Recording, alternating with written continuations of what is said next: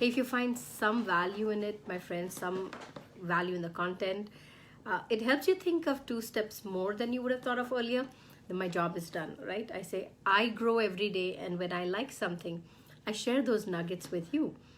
We're doing becoming a person of influence. That's been a journey for me as well, to put on a new thinking cap. What about you? How has that taken you further? What has the material brought out within you that's made you think of different steps? Kenzie liked the fact that I was doing FB Live, which is a more interactive experience rather than just a picture. And a big shout out to Kenzie, because he's a change maker, he's a challenger, he's a pusher of his limits in an attempt to achieve more and conquer higher challenges and higher limits. A big shout out to Kenzie. I look forward to interacting with you on many other occasions. And as a person of influence, Kenzie inspires me to be more fit, challenge myself more physically in terms of activities and sports. Uh, how do we, so going back on, when you influence somebody, how do you awaken the influencer within you so that you are able to reproduce what you're good at into many little minions, right? You know something, you're good at something. How do you take that and reproduce it within others? That's when you know you're truly a success, you're truly a change maker, a change bringer. How do you awaken the reproducer within yourself? It's a different thing to know something.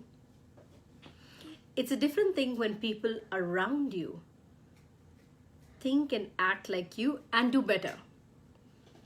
If you understood a topic well, you've understood a subject well, you're thorough with it, you're great at client service experience, isn't it nice when your team is able to deliver that same experience that you have? So now when clients come searching for you, they say, you know what, when we deal with anyone in your team, hey Basil, how are you?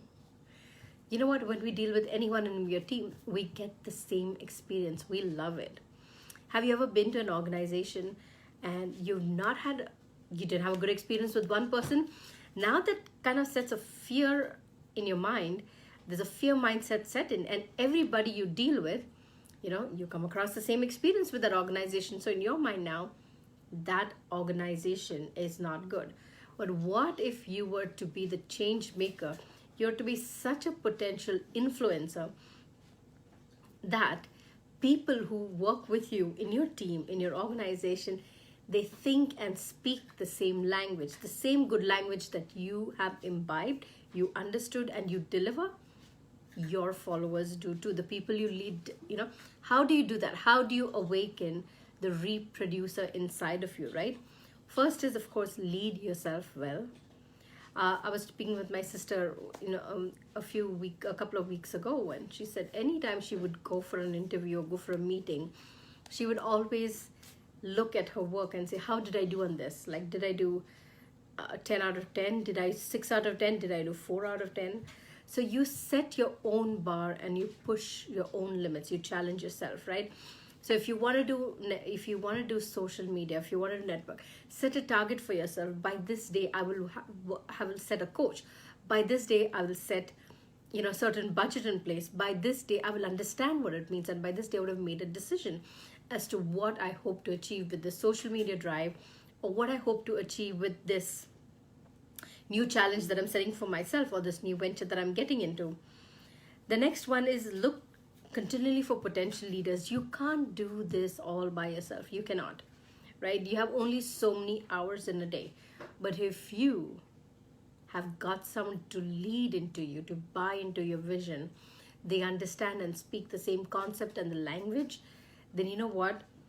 You are developing future leaders that will take on the work that you're doing and more, that frees you to do something more. Put the team first. They might have questions, they might have suggestions, they might have answers, they might have suggestions because they're now on the ground level where you were, and at the ground level, your vision, your eyesight, you see the problems more closer than somebody at management level. Put the team first. Are you comfortable? Did you have questions? What were your suggestions?